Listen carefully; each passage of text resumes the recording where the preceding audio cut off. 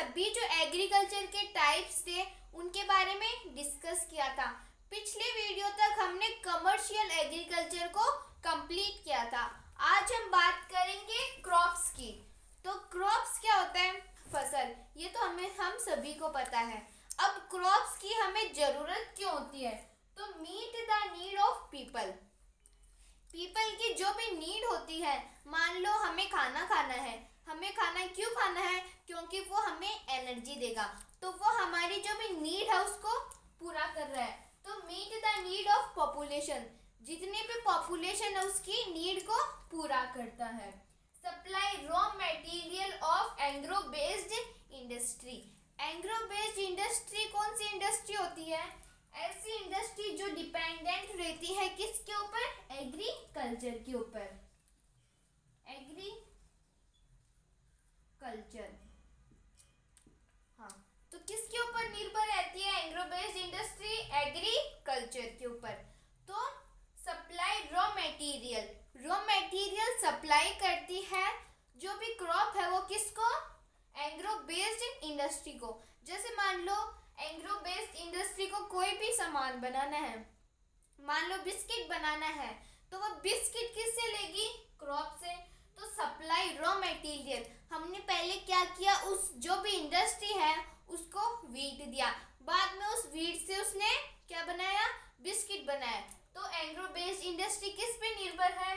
Crop पे। तो ये तो था क्रॉप के बारे में। अब हम आगे करेंगे मेजर क्रॉप्स की। अब हम बात करेंगे राइस की। पहले हम मेजर क्रॉप में राइस की बात करेंगे। Major food crop of the world. Rice तो हम सभी खाते हैं, हम ही नहीं पूरी दुनिया खाती है राइस, इसलिए राइस क्या है? मेजर फूड क्रॉप है पूरे वर्ल्ड की। Staple diet of the tropical and subtropical regions.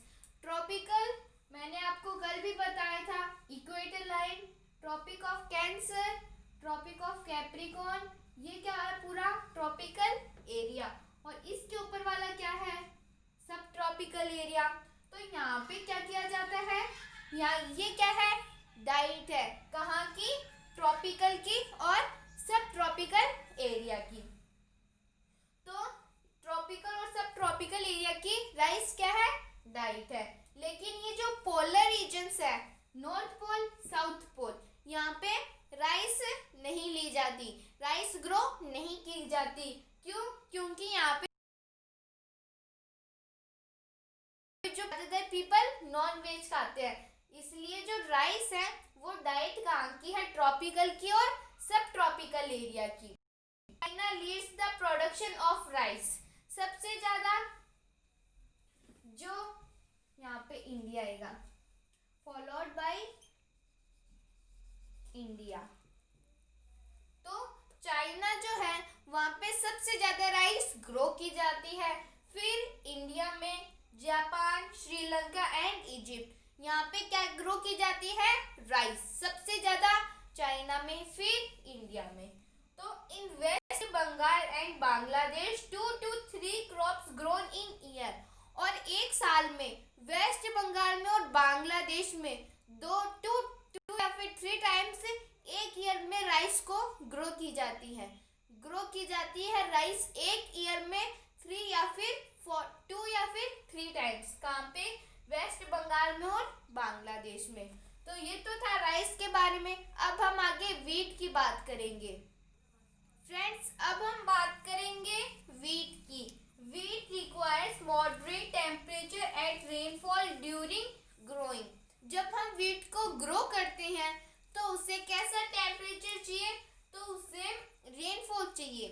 क्या चाहिए? जब हम वीट को ग्रो करते हैं तब तो उसे बारिश चाहिए, growing season and bright sunshine at the time of harvest. और जब वो पकने लगता है, जब हम उसे क्या करते हैं? कटाई करते हैं उसको हार्वेस्ट करते हैं, तब उसे किसकी जरूरत पड़ती है? ब्राइट सनशाइन की, उसे धूप की जरूरत पड़ती है। तो in India it is grown in winter. India के अंदर वो कब ग्रो की जाती है? विंटर। विंटर मीन्स सर्दियों में। तो सर्दियों में भी हमारे कभी कभार बारिश हो जाती है। तो तो इसलिए वीट को जो रेनफॉल चाहिए वो भी वीट को मिल जाती है। और ब्राइट सनशाइन, वीट को हम हार्वेस्ट कब करते हैं? मार्च अप्रैल, इस टाइम पे हम वीट को हार्वेस्ट करते हैं। तो उस टाइम पे क्या होता है, उस टाइम पे जो ऐसे धूप निकलने लग जाती है, उस टाइम पर गर्मियों का सीजन थोड़ी बहुत आने लग जाती है। तो वीट रिक्वायर्स, जब हम उसे ग्रो करते हैं तब तो उसे रेनफॉल की ज़रूरत है, और जब हम उसकी हार्वेस्ट करने लगते हैं, हार्वेस्ट का टाइम आता है, तब उसे सनशाइन की ज़रूरत पड़ती है। तो wheat is grown extensively, wheat कहाँ पे ग्रो की जाती है? यूएसए में, Canada, Argentina, Russia, Ukraine, Australia और इंडिया में। USA, Canada, Argentina, Russia, Ukraine, Australia और इंडिया में। In India it is grown in winter, India के अंदर ये सर्दियों के अंदर ग्रो की जाती है। तो ये तो था वीट के बारे में। अब हम आगे बात करेंगे। अब हम बात करेंगे मिलेट्स की। मिलेट्स में क्या है? नोन एज कोर्स ग्रेन्स, इन्हें हम क्या कहते हैं? Course grains. Can be grown on less fertile and Sandy soil, और यहाँ ये कहाँ पे ग्रो की जाती है? Can be grown on less fertile, इन्हें जो कम फर्टाइल लैंड है, थोड़ी कम फर्टाइल लैंड होती है, तो ये उनके अंदर भी ग्रो हो जाती है। एंड सैंडी सोयल, मिट्टी की जो सोयल है, जहाँ पे मिट्टी रहती है, थोड़ी जो फर्टाइल सोयल है वहाँ पे ग्रो हो जाती है। Needs low rainfall and high to moderate temperature and adequate rainfall, इसे कम रेनफॉल की जरूरत होती है, इसे ज्यादा पानी की जरूरत नहीं होती। अगर लिमिट का पानी मिलेगा तो ये अच्छे से ग्रो हो सकती है। तो इसे लो रेनफॉल की जरूरत होती है। मॉडरेट टेम्परेचर भी मिडल, इसे मिडल, और वो जो टेम्परेचर है वो भी इसे मिडल का ही, थोड़ा टेम्परेचर भी उसे थोड़ा गर्म ही ठीक है। तो टेम्परेचर थोड़े गर्म टेम्परेचर में है, और क्या है, उसे जो रेनफॉल है वो कम चाहिए। Jowar, bajra and ragi are grown in India. Millets के अंदर इंडिया के अंदर कौन कौन सी क्रॉप आती है? ज्वार, बाजरा और रग्गी। अदर कंट्रीज आर, और मिलेट्स को ग्रो करने वाली अदर कंट्रीज कौन कौन सी है? Nigeria, China and Niger. तो ये तो था मिलेट्स के बारे में। अब हम आगे मेज की बात करेंगे। अब हम बात करेंगे मेज की। मेज requires moderate temperature, rainfall, lots of sunshine. तो मेज को क्या चाहिए? मेज को मॉडरेट टेम्परेचर। मॉडरेट टेम्परेचर मतलब ज़्यादा भी नहीं और कम भी नहीं, उसे बस मिडल का टेम्परेचर चाहिए। रेनफॉल, मेज को रेनफॉल भी चाहिए, लॉट्स ऑफ सनशाइन, और उसे धूप भी चाहिए। क्या चाहिए? एक तो मिडल का टेम्परेचर चाहिए, और रेनफॉल चाहिए, और सनशाइन भी चाहिए। It need well drain fertile soil, और इसे फर्टाइल सोयल की जरूरत पड़ती है। फर्टाइल सोयल मतलब उपजाऊ जमीन की जरूरत पड़ती है। मेज इज ग्रोन इन, मेज कहाँ पे ग्रो की जाती है? North America, Brazil, China, Russia, Canada, India and Mexico. तो कहाँ पे? नॉर्थ अमेरिका के अंदर, Brazil, China, Russia, Canada, India and Mexico. तो अब हमने किसके बारे में पढ़ा? अब हमने वीट, राइस, मेज, मिलेट, इन 4 क्रॉप्स की बात करी। तो ये 4 क्रॉप्स, ये ग्रेन क्रॉप्स है। ग्रेन क्रॉप्स कौन कौन सी है? वीट, मेज, मिलेट, ये क्या थी? Grain crop. और एक क्रॉप क्या होती है? Fibre crop. फाइबर क्रॉप मतलब जिससे धागा बनता है। तो अब हम उन्हीं फाइबर क्रॉप्स की बात करेंगे। अब हम बात करेंगे कॉटन की। Cotton requires high temperature, cotton high temperature की जरूरत पड़ती है। लाइट रेनफॉल, रेनफॉल कम हो तो भी चल सकता है, इसलिए कॉटन को थोड़ी बहुत ही रेनफॉल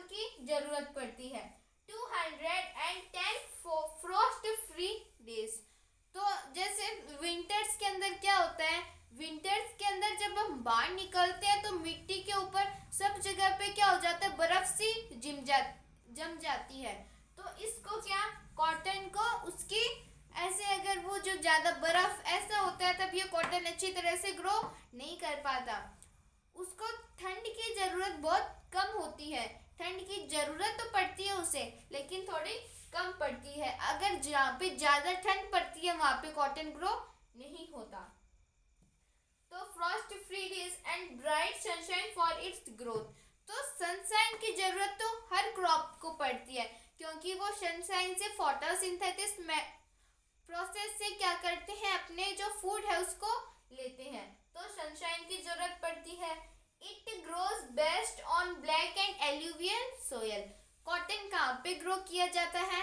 ब्लैक सोयल पे कॉटन ज़्यादा गुड ग्रो होता है, वरना एल्यूवियल सोयल पे भी कॉटन ग्रो होता है, लेकिन ब्लैक सोयल पे कॉटन बहुत बढ़िया ग्रो होता है। China, USA, India, Pakistan, Brazil, यहाँ पे कॉटन ग्रो किया जाता है। कहाँ पे? China, USA, India, Pakistan. It is one of the main raw material for the cotton. मैंने आपको स्टार्ट में भी बताया था कि क्रॉप्स की हमें ज़रूरत क्यों पड़ती है। एक तो वो हमारी नीड को पूरी करता है, और दूसरी जो एग्रो बेस्ड इंडस्ट्रीज होती है वो भी किस पर निर्भर रहती है? एग्रीकल्चर पर। तो it is one of the main raw material for the cotton textile industry. तो कॉटन टेक्सटाइल इंडस्ट्री में कॉटन का यूज बहुत होता है। तो ये तो था कॉटन के बारे में। अब हम जूट की बात करेंगे। अब हम बात करेंगे जूट की। तो जूट भी क्या है? एक फाइबर क्रॉप को हम और क्या बोलते हैं? Golden fibre. फाइबर क्यों बोलते हैं हम? क्योंकि इसका जो कलर है वो गोल्ड के जैसा ही होता है। It grows well on alluvial soil. और ये कहाँ पे ग्रो होता है? एल्यूवियल सोयल पर। And requires high temperature. ये क्या है? टेम्परेचर। Heavy rainfall. और इसको क्या? हाई टेम्परेचर चाहिए, हाई रेनफॉल चाहिए, एंड ह्यूमिड क्लाइमेट। और ह्यूमिड क्लाइमेट चाहिए। तो जूट जो है उसे सब कुछ अच्छा ही चाहिए। उसे सबसे फर्टाइल सोयल चाहिए, एल्यूवियल सोयल, हाई टेम्परेचर चाहिए, हाई रेनफॉल चाहिए, और ह्यूमिड क्लाइमेट चाहिए। This crop is grown in tropical areas. और ये क्रॉप कहाँ पे ग्रो होती है? ट्रॉपिकल एरियाज में। ट्रॉपिकल एरिया मैंने आपको बहुत बार बता दिया। Earth, equator line, tropic of cancer, tropic of capricorn के बीच में ट्रॉपिकल एरिया। तो India and Bangladesh. India and Bangladesh is the leading producer of jute. India के अंदर और बांग्लादेश के अंदर सबसे ज़्यादा जूट प्रोड्यूस किया जाता है। इंडिया के अंदर कहाँ पे? इंडिया के अंदर जो वेस्ट बंगाल है वहाँ पे जूट प्रोड्यूस किया जाता है। और वेस्ट बंगाल के पास में ही क्या है? बांग्लादेश। वेस्ट बंगाल से निकल कर ही बांग्लादेश बना है। तो इन दोनों जगह पर क्या क्या किया जाता है? जूट को प्रोड्यूस किया जाता है। सबसे ज़्यादा जूट यहाँ पर ही होता है। तो हमने क्या क्या पढ़ा? हमने ग्रेन क्रॉप के बारे में पढ़ा। कौन कौन सी ग्रेन क्रॉप थी? वीट, मेज, राइस, मिलेट। ये तो क्या थी? ग्रेन क्रॉप थी। ये क्या है? Fibre crop. फाइबर क्रॉप कौन कौन सी होती है? जूट और कॉटन। जूट और कॉटन क्या होती है? Fibre crop. अब हम आगे बीवरेज क्रॉप के बारे में पढ़ेंगे। उसमें हम कॉफी की बात करेंगे। अब हम बीवरेज क्रॉप की बात करेंगे। बीवरेज क्रॉप मतलब है पेय पदार्थ जिसको हम पीते हैं। किसको पीते हैं हम? चाय को और कॉफी को। तो मेजर क्रॉप्स में हम बीवरेज क्रॉप्स की बात करेंगे। हमने फाइबर क्रॉप जिससे हम कपड़ा वगैरह वो सब बनाते हैं, और बीवरेज क्रॉप मतलब जिसे हम ऐसी क्रॉप जिसे हम पीते हैं, उसमें हम कॉफी की बात करेंगे। The coffee requires warm and wet climate and well drained loamy soil. इसको कैसा क्लाइमेट चाहिए? गर्म क्लाइमेट चाहिए और ठंडा भी चाहिए। इसे एक मॉडरेट, जहाँ पे गर्म भी चाहिए और ठंडा भी चाहिए, तो इसे ऐसा क्लाइमेट चाहिए। और कहाँ पे? Loamy soil. ये कहाँ पे ग्रो होती है? लॉमी सोयल के अंदर, जो फर्टाइल होती है। Hill slopes are more suitable for growth of this crop. Hill slope, ये क्या है? हिल। और यहाँ पे क्या ग्रो होती है? कॉफी। यहाँ पे मान लो कॉफी के पेड़ है, तो यहाँ पे कॉफी अच्छी ग्रो होती है। क्यों? क्योंकि मान लो ये प्लेन है और यहाँ पे तो पानी बढ़ जाएगा, इसको क्या पानी की जरूरत होती है? वेट क्लाइमेट, इसे पानी की भी जरूरत होती है, तो यहाँ पे तो पानी बढ़ जाएगा और पानी के कारण कॉफी गल जाती है। तो इसके कारण इसे क्या चाहिए? Hill slope. हिल स्लोप के अंदर ये अच्छी ग्रो होती है। तो Brazil is the leading producer followed by Colombia and India. Coffee कहाँ पे होती है? ब्राजील, कोलंबिया और इंडिया में। सबसे ज्यादा ब्राजील में, फिर कोलंबिया और इंडिया में। अब हम टी की बात करेंगे। This requires cool climate. क्या चाहिए रहता था? कॉफी को गर्म भी और ठंडा भी, रेनफॉल भी और हीट भी, दोनों कॉफी को चाहिए रहता था।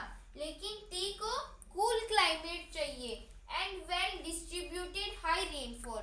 हाई रेनफॉल चाहिए, लेकिन ऐसा नहीं कि एक ही दिन में बहुत सारी बारिश हो गई। उसको रोज थोड़ी बारिश चाहिए रहती है। डिस्ट्रीब्यूटेड हाई रेनफॉल, रेनफॉल चाहिए रहती है, वो भी बटी हुई।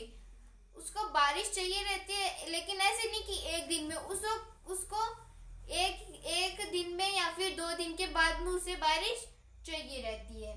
थ्रू आउट द ईयर, पूरे साल भर में। It needs well drained loamy soils and slopes. Coffee भी कहाँ पे ग्रो होती है? स्लोप्स में। स्लोप्स में क्यों? क्योंकि वहाँ पे जो पानी है वो नीचे आ जाता है, वरना तो वो जो क्रॉप्स है वो गल जाती है। तो लॉमी सोयल जहाँ पे जिसको रेनफॉल की ज्यादा जरूरत पड़ती है।